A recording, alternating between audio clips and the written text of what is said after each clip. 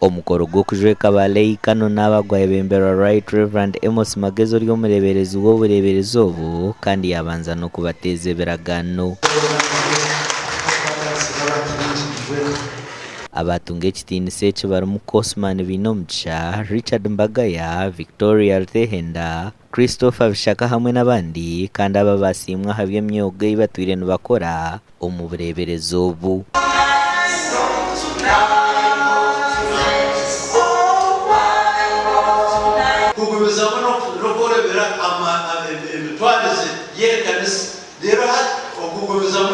Okugumiza muri bahereza ekanisa ya Ruhanga n'abantu ba Ruhanga mbwene kandi gare ahansi kake ntito mbwigi aba Ruhanga kabaconya kare yabaroda yabacoka yatandika kubakozesa. Omuleberezi wa North Kigezo wahumwire Bishop Patrick Tugume nuwe yaba omubuulizi omukuru w'enjiri. We place not our trust in human power, but in your wisdom and your guidance. He will make sure that he enables you to know and see the design of his task,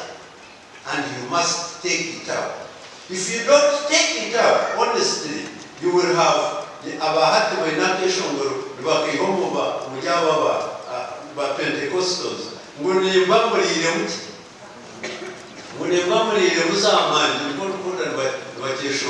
omukushaba oku habamu n'okweshengyereza Mukama okora byihanga kurungi omu bwire bwa karuuru kandi obuheereza bwaitu tushaba Ruhanga ngu ayongere kutuha obwengye n'amaani akwana bwo tumubuheereza bukye ogwaitu nyuma mu kweherera batumanyise ekyokubanza n'okukwera abaheereza bakubura ekigambo kya Ruhanga. Omugano makuru abanyadini bashabwa kuguma nibahereza amaka gabo obwire burukumara. Bineho abishemwe bingi n'abajunwa n'abegesa n'abavugizi b'enjiri onka ekintu obundi ekitugumira munonga n'okushanga erizoba ry'omu kiterane eki enaku 2-3 ekire kyakurataho aze mu kindi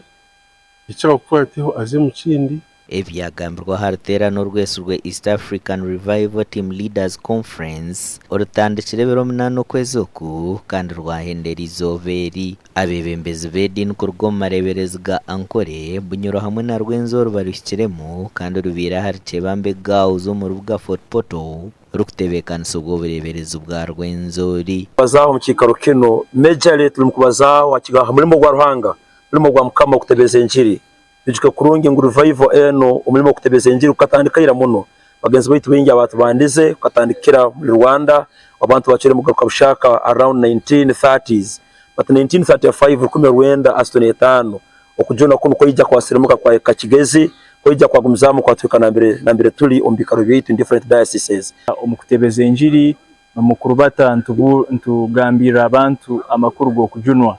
baitu kino ntutungo kwegesebwa na muno butugenda mu kwebundaza rundi mu retreat yaitu ntugenda okutekanizibwa biliyo tutekanizibwa okujwe kwa obutebezi bw'enjiri. Samson Twachire omuburiza hakanisa ya Mubundo Church of Uganda nagira ngo tukure bintu no kubita mu mikono yo higuru akaba nuwe yabitwara misho amaka gaitu n'obuhereza tukwasaganya tuta no kwekwasa Ruhanga kandi no kubikwasa Ruhanga kuba itwe nk'abantu tukwibaza bitu turukwemerera Ruhanga itwe ntwemerera bwemerera mukamwe muri makora